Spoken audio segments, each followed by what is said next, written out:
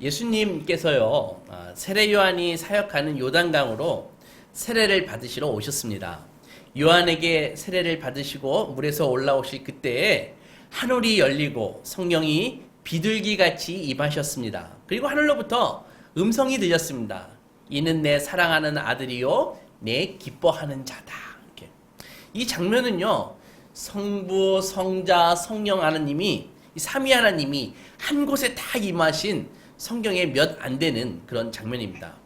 세례를 받고 나오시는 예수님을 하나님은 강력하게 인정하셨습니다. 이는 내 사랑하는 아들이요 내 기뻐하는 자다. 이렇게요.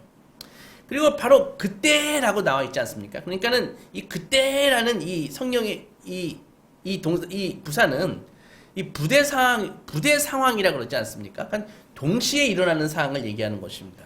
그러니까 하나님께서 인정하신 바로 그때의 동시에 예수님께서는 마귀에게 이끌려 광야로 시험 받으러 가셨습니다. 여러분도 혹시 그러니까 하나님께 인정받는 그 엄청난 축복, 엄청난 그 사건, 이 성공 바로 뒤에 사탄의 유혹과 시험이 그대로 이어진다는 것입니다. 여러분들이 알고 있는 모든 사람을 지금 잠깐 생각해 보십시오. 여러분들이 알고 있는 사람 중에 모든 일이 다 하는 일마다 잘 되는 사람, 그리고 나쁜 일은 하나도 안 생기는 사람, 그런 사람 혹시 알고 계십니까? 아마 찾기가 쉽지 않을 것입니다. 저는 지금도 그 리비아의 독재자 카다피의 그 인터뷰를 저는 잊을 수가 없습니다. 우리가 알듯이 그 카다피는요, 항상 흰 옷을 입고 항상 그 새카만 선글라스를 쓰고 다녔습니다. 그래서 기자가 물었습니다. 카카께서는 왜 항상 그렇게 실내에서조차도 그렇게 까만 선글라스를 끼고 다니십니까? 이렇게 물어보니까 카다피가 대답하기를 자기는 자기 앞길이 너무 환하기 때문에 눈이 부셔서 눈을 뜰 수가 없다는 거예요. 그래서 선글라스를 쓰지 않으면 앞을 바라볼 수가 없다. 그렇게 대답했습니다. 그 인터뷰를 한 다음에 몇 년 후에 카다피는 미국의 폭격으로 그 지하에 숨어 들어갔다가 그리고 반군에 발각되어서 사살되었습니다.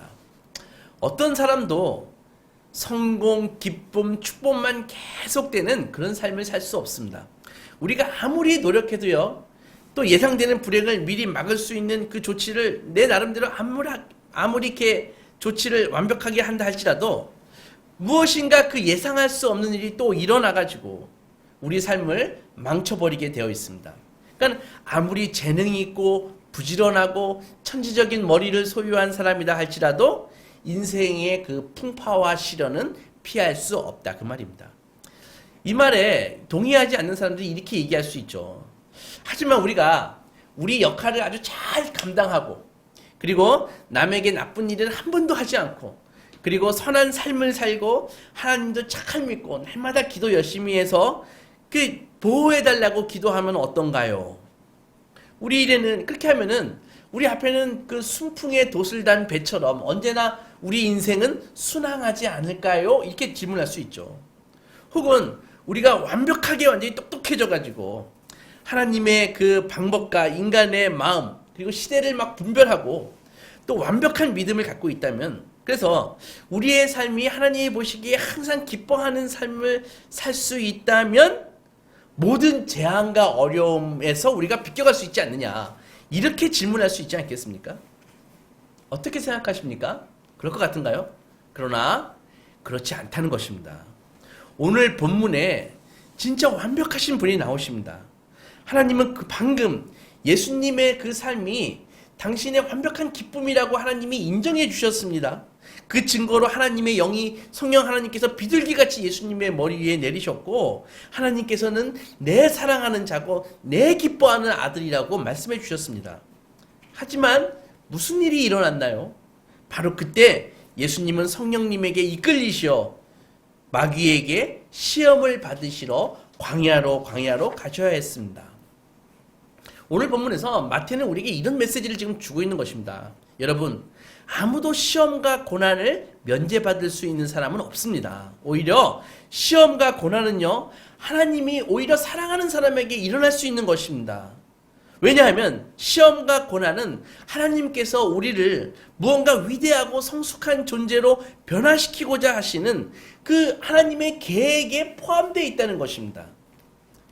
여러분 욥을 아시지요? 제가 성경을 읽어오라고 말씀드렸습니다. 욥이 어떤 사람인지는 욥기서 1장 1절에 딱 욥이 어떤 사람인지 정의해주고 있습니다. 우스 땅에 욥이라 하는 사람이 있었는데 그 사람은 온전하고 정직하며 하나님을 경외하고 의에서 떠난 자더라. 그것이었습니다. 그러니까 욥은 누가 보기에도 정말 본보기가 될 만한 완벽한 삶을 살았습니다. 모범적인 삶을 살았습니다. 하지만 그의 삶 속을 잘 살펴보면요, 우리가 잘 알듯이 정말 인간이 생각할 수 있는 모든 안 좋은 일이, 불행이 욥에게 다 덮치지 않습니까? 자녀를 졸지에 잃어버리고요, 재산을 다 한순간에 빼앗기고요, 아내는 그의 신앙을 멸시하면서 그를 저주하면서 떠나가 버렸습니다. 이런 극한 시련이 욥에게 몰려왔죠. 그 다음에 그걸로 끝나는 것이 아니라 정신적으로, 영적으로 이제는 친구들이 찾아와가지고 욥을 고문하기 시작합니다. 욥기 그 40장이 넘는 그 욥기에서 정말 지리하게 그 친구들과 논쟁 벌이는 장이 90% 이상입니다. 그들은, 욥의 친구들은 불행을 당한 욥에게 찾아와서 얘기합니다. 이복의 욥, 모든 일에는 원인이 있는 법이야. 우리는 그것을 인과응보라고 부르지. 한국말로 아니땐 굴뚝에 연기 날까, 그런 말이 있네. 자네가 바르고 선한 삶을 살았다면 자네는 틀림없이 성공적인 삶을 살았을 거야. 우리는 잘 모르지만 하나님이 정말 자네를 사랑했다면 어찌 이런 일들이 일어날 수 있는가? 아마도 하나님은 지금 자네에게 단단히 화가 나신 게 분명하네. 그러니까 당신이 이런 꼴을 당했지. 이런 얘기를 친구라고 와서 하는 것입니다. 여러분들, 대부분의 사람들이 이렇게 생각합니다. 아닐 것 같습니까? 중산층의 사람들은요, 가난한 사람들을 볼 때, 저 사람들이 가난한 것은 저 게을러서 그래. 자기들처럼 열심히 일하지 않아서 그래. 이렇게 생각한다고요. 건강하고 화목한 가정을 여러분들처럼 이루고 있는 사람들은요, 많은 사람들이 이렇게 생각합니다. 가족 간에 불화가 있고, 이 어려운 가정들이 있지 않습니까? 그럴 때 그 사람들은요, 이렇게 생각한다고요. 야, 저 사람들이 인격에 뭐가 문제가 있어. 저 교양에 뭐가 문제가 있어. 이렇게 생각한다고요. 또한 사람들은요, 어떤 생각을 하냐면은, 내가 잘 되고 지금 중산층으로서 좀 괜찮게 좀 살고 있는 거, 이거 행운이나 이거 은혜가 아니라 내가 교육을 많이 받고 내가 센스 있고 내가 감각 있고 내가 스마트한 삶을 살고 있기 때문이야. 이렇게 생각하고 있지 않습니까? 그러나 오늘 본문에서 정말로 선한 삶, 심지어 하나님이 인정하시는 삶, 하나님의 온전한 사랑을 받기에 합당한 그 인류 역사상 유일하신 한 분이 나오는데 그분이 바로 예수 그리스도시라고요. 우리 주님이죠. 그분은 사실 모든 고난과 고통에서 면제받을 수 있었지만, 그러나 그분의 삶은요, 시간이 갈수록 점점 끔찍한 길을 걷게 됩니다. 처음에 오늘 우리가 읽은 사탄의 그 유혹으로부터 시작해가지고 이제부터는요, 그분의 삶은 끊임없는 거절과 테러와 배신과 가난과 슬픔과 상실로 점철된 삶을 사신다고요. 나중에는 채찍으로 맞는 고문을 당해서 십자가로까지 나아가지 않습니까? 예수님은 정의롭지 못한 재판을 받으시고 결국은 처형당하신다고요. 이 사실이 우리에게 무엇을 보여줍니까? 왜 예수님같이 완벽하신 분이 왜 그런 일을 당하시나요? 이것은요, 우선 우리가 알고 있는 이 세상의 악이 우리가 생각하는 것보다 비교할 수 없을 정도로 이게 복잡하고 끈질기고 강하다는 것을 우리에게 알려주는 것입니다. 우리 현대인들은 이렇게 생각합니다. 과학교육을 받아서 세상이 철저히 물리적인 힘에 의해서 움직인다고 생각하는 것입니다. 따라서 영혼이나 천사 이런 것들은 이거 게임이나 판타지 소설에 나오는 것이지 이 과학적으로 설명될 수 있는 것이 아니다. 이렇게 생각한다고요. 이런 견해를 따르게 되면은요, 우리 사회는 이 문제를 어떻게 우리 사회의 문제를 어떻게 해결하려고 하냐 하면은 사람들을 교육을 잘 시키는 것입니다. 복지 정책을 잘 펴는 것입니다. 그래서 심리적, 정신적으로, 의료적으로 치료를 잘 하면은 세상의 악을 악에 대해서 대처할 수 있고 없앨 수 있다. 이런 생각을 한다고요. 그러나 성경은 악이란 과학적으로 설명할 수 있는 그것보다도 훨씬 더 복잡하고 다차원적이라는 것이라고 얘기하고 있는 것입니다. 성경은 사회제도가 이 후진적이어서 아니면 사람들이 못 배워서 어떤 인간의 호르몬이 잘못돼서 그래서 악한 행동을 하는 것이 아니라고 얘기하고 있습니다. 세상에는 정말로요 그런 게 아니라 사악한 악이 사악한 힘이 존재해서 또 이 모든 것의 그 악의 뒤에는 하나의 초자연적인 그런 지적인 존재가 즉 사탄이 버티고 있다고 성경은 분명하게 얘기해주고 있습니다. 판타지 소설 같으신가요? 현대사회는요 이런 성경이 제시하는 악을 무시했습니다. 그런 게 어딨어. 그 결과 우리는 욥의 친구들처럼 우리 삶에 적용하는 그 악의 힘을 언제나 과소평가하고 있습니다. 예를 들면 우리는요 마음속 깊이 착하게 살면은 내 인생이 풀릴 거야 이런 생각을 한다고요. 그러나 만약 악의 힘이 존재한다면요 악의 힘이 진짜 사탄이 존재한다면 오히려 진정으로 착하게 살거나 경건하게 살면은요 오히려 악한 것에 타켓이 될 수 있는 것입니다. 그렇지 않은가요? 오늘 본문에서 세례받으신 예수님이 사탄의 유혹을 받는 것을 우리는 보고 우리는 알 수 있는 것입니다.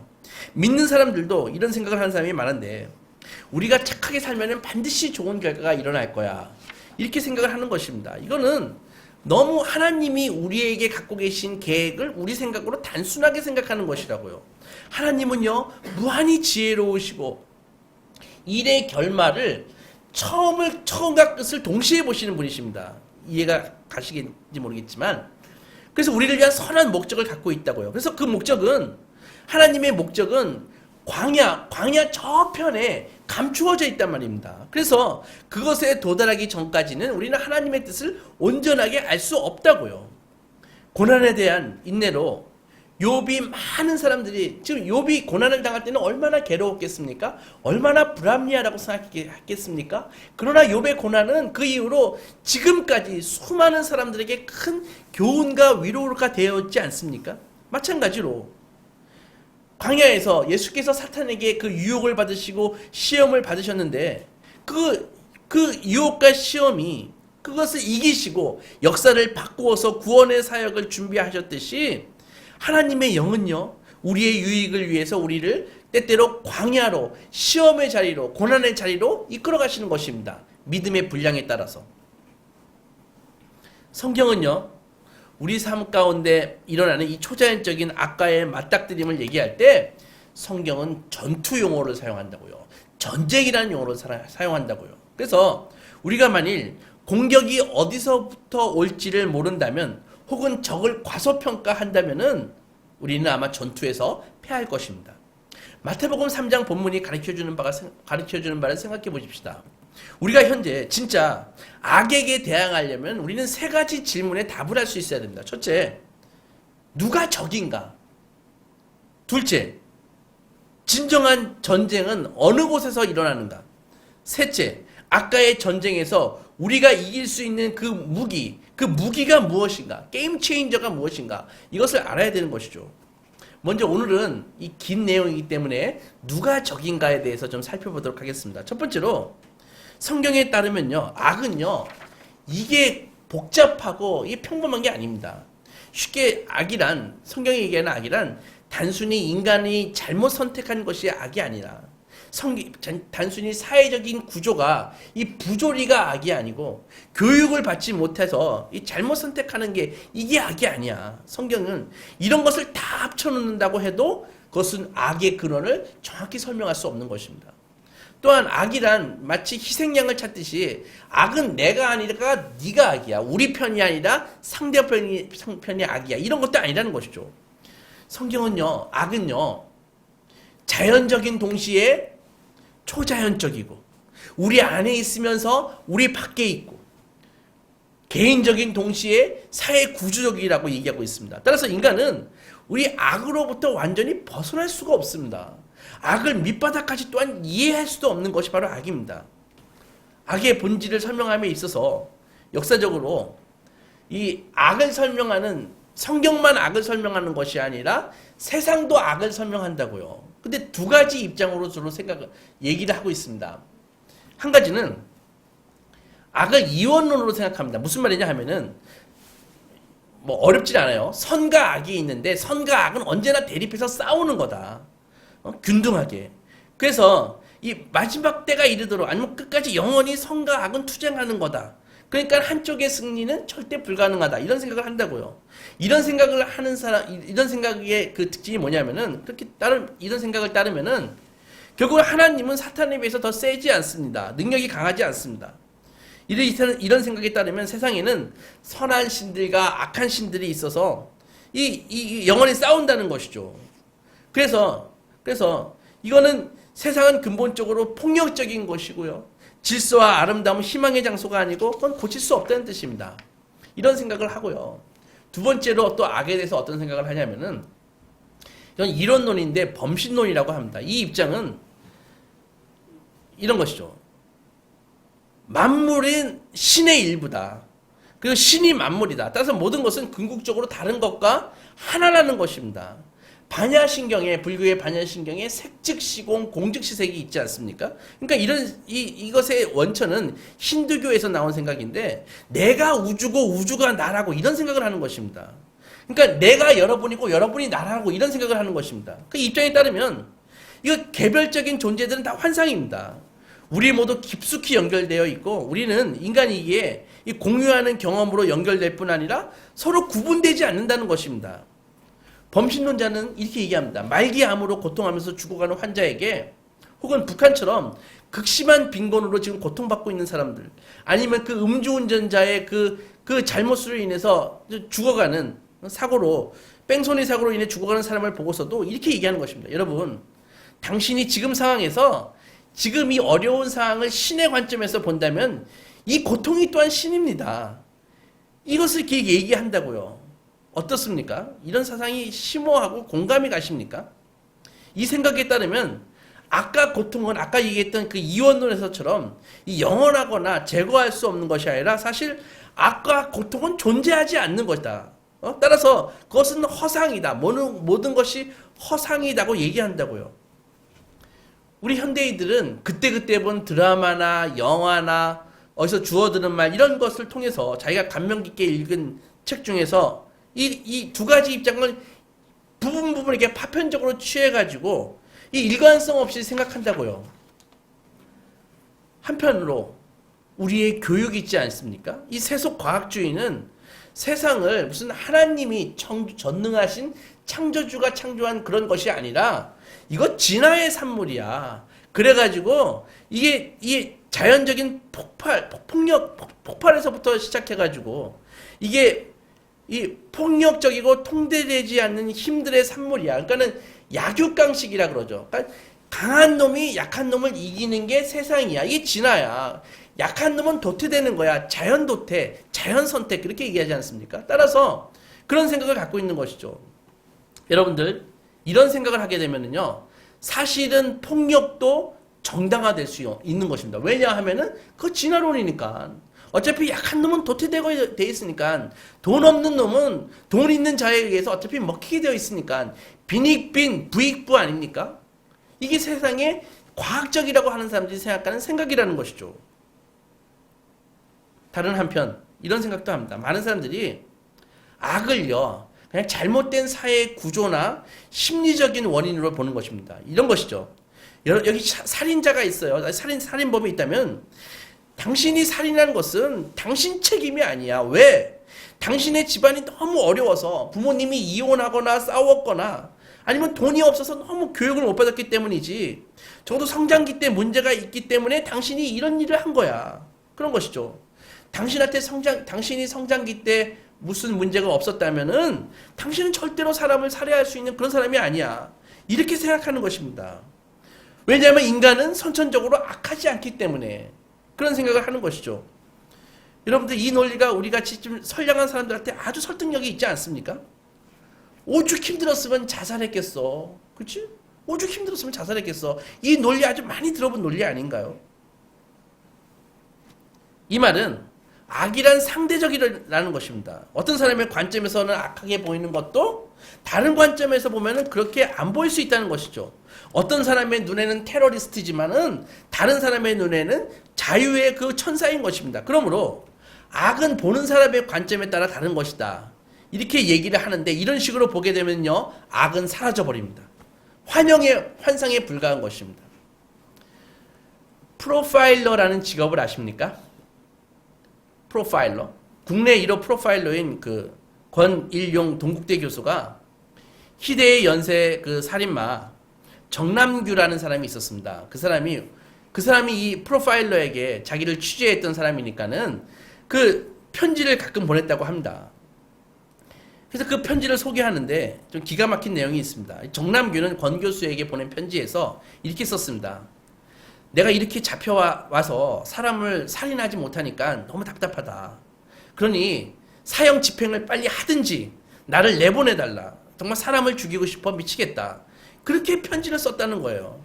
권 교수가 말하기를 정남규는요, 나중에 교도소에서 극단적인 선택을 하는데 그는 극단적인 선택을 한 것이 아니라 살인을 하고 싶은데 교도소에서 다른 사람을 죽일 수 없으니까 자기를 죽인 것이라고요. 자기를 살해한 것이라고요.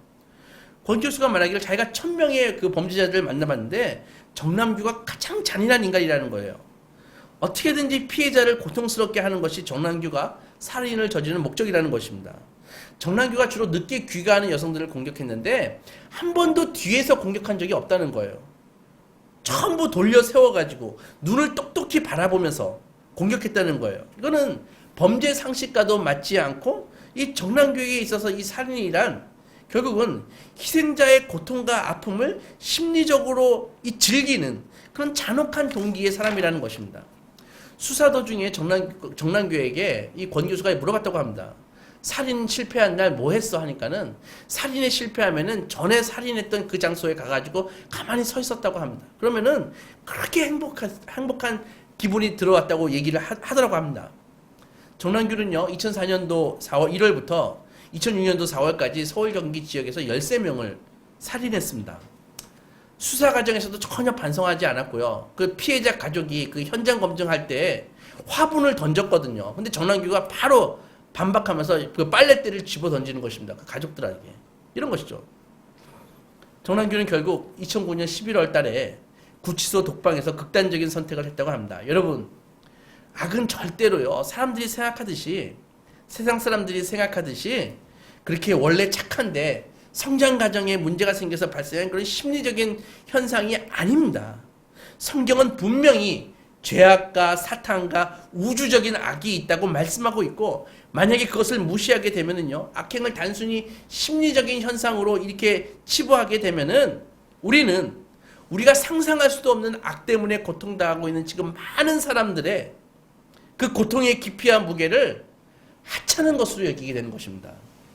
성경에서 말하는 이 사탄이 존재한다면 세상의 악은요, 단순히 인격적인 그런 인간의 선택 때문이 아니라, 물론 인간은 스스로 죄를 범할 수 있고 그것은 이 세상의 악을 구성하는 정말 큰 요소 중에 하나지만 그런 게 아닙니다. 얼마 전 설교에서 제가 나치 수용소에서 유대인 가스실 그 600만을 죽인 그 학살의 주범인 아히만에 대해서 얘기한 적이 있습니다. 한나 아렌트 씨가 그것을 취재했는데, 그 600만을 죽인 그 주범이 그 이스라엘 그 재판정에서 재판을 받는데 자기는 기대했다는 것입니다. 정말 저렇게 600만씩이나 가스실에서 죽게 한 그 악한 인간을 나는 꼭 봐야겠다, 얼굴을 봐야겠다고 갔는데 막상 재판에서 본 그 아히만의 그 주범자의 얼굴은 너무도 왜소하고 평범하고 어떻게 보면 좀 선하게 보이는 그런 평범한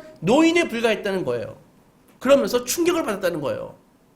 어떻게 저렇게 평범한 얼굴을 가진 사람이 저렇게 악한 일을 행할 수 있을까?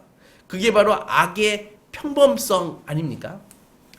2차 세계대전 당시 독일 사회를 구성하고 있는 그 나치 이 시스템은 그 시스템을 구성하는 개개인들보다 비교할 수 없이 악한 것입니다. 마찬가지로 우리가 사는 세상에서는 이 사회 속에서 벌어지고 있는 이 악한 이 현상을 확대하고 이 악을 복잡하게 만들고 이 악을 지속적으로 만드는 그런 악한 존재가 존재한다는 것입니다. 성경은 단순히 개인들이 저지르는 것 이상으로 더 많은 악이 세상에 존재한다고 얘기하고 있습니다. 그리고 세상의 모든 사람들은 이 악의 일정 부분 기여하고 있는 것이죠. 악은 단순히 심리가 아니라 실제로 존재하는 악마의 힘인 것입니다. 그러나 다른 한편 기독교는요, 선과 악이 싸우는 그런 이원론도 아닙니다. 이 악마적인 힘은요, 하나님과 동등하지 않습니다. 우리가 욥기서에서 읽어보았듯이 마귀는 타락한 천사들을 이끄는 그 천사들의 우두머리일 뿐입니다. 하나님의 능력은 그 사탄보다 무한히 크신 것입니다. 욥기에서 나와 있듯이 마귀는 하나님의 깊고 선하신 뜻 가운데 허용하시는 법이 안에서만 활동할 수 있는 것입니다. 그리고 맨 마지막에 하나님은 사탄을 잡아서 그 모든 악을 지옥의 형벌로 다스리시는 것입니다. 이것이 성경의 모든 페이지를 관통하는 이 악에 대한 내용이고 우리의 소망스러운 약속인 것입니다. 하나님의. 사랑하는 소망교회 성도 여러분, 오늘 우리는 어떻게 악에서 벗어날 수 있을까요? 성경은 예수께서 악에서 벗어나는 모습을 우리에게 보여주고 계십니다. 우리는 먼저 예수님이 단지 삶의 모범이라고 생각해서는 안 되는 것입니다. 예수님이 즉 악의 문제를 푸는 요령을 우리에게 알려주시고 우리는 그 요령에 따라 악의 문제를 푸는 게 아닙니다. 그리스도께서는 우리를 악으로부터 구원할 구세주로 이 땅에 오신 것입니다. 주님은 온 인류가 겪고 있는 이 치명적이고 무거운 이 악의 문제라는 이 질문에 대한 해답이 되시기 위해서 오신 것입니다. 우리를 위해 스스로는 정말 우리 꿈조차 꿀 수 없는 그 일을 해주시기 위해서 오셨다는 말입니다. 우리 삶이 영원히 변화되기를 원한다면 우리 역시 반드시 예수 그리스도를 구원자로 만나야 되는 것입니다. 오직 예수 외에는 우리를 악으로부터 구원할 구원자가 없는 것입니다. 우리는 2000년 전 이 성탄의 계절에 육을 입으시고 아기의 모습으로 오신 성육신하신 예수 그리스도를 나의 주, 나의 하나님으로 영접하고 동방박사들처럼 경배해야 되는 것입니다. 성육신이 없었다면 예수께서 악에 빠져있는 우리의 형벌을 대신 받으실 수 없었을 것입니다. 예수께서 십자가에 못 박혔음의 그 의미는요, 아담으로부터 온 인류까지 이 겪고 있는 이 악의 문제를, 죄의 문제를 해결할 수 있다는 있다는 의미입니다. 우리가 지은 죄도 용서받을 수 있다는 의미입니다. 그리고 예수 그리스도의 그 부활은요, 죽음에 대해서 승리하신 예수 그리스도께서 우리의 샘플이 되어주셔서 우리도 예수님과 같이 부활할 수 있다는 것을 알려주시는 것입니다. 예수가 우리를 구원하기 위해 악을 이기셨고 지금도 우리를 중보하시고 우리를 위해서 온전히 죽기까지 순종하셨고 우리를 위해서 천국을 예비하고 계십니다. 대강절 넷째 주일입니다. 이 팬데믹 가운데 맞이하는 성탄입니다. 우리는 이 코로나로 인해서 지금 큰 고통 가운데 있지만 주님의 은혜는 세상의 악이나 이 코로나보다 비교할 수 없이 풍성합니다. 사랑하는 여러분, 이 주님의 은혜를 소망하시고 성탄의 복을 받으시는, 그래서 누리시는 소망의 자녀들이 되시기 주님의 이름으로 축원합니다.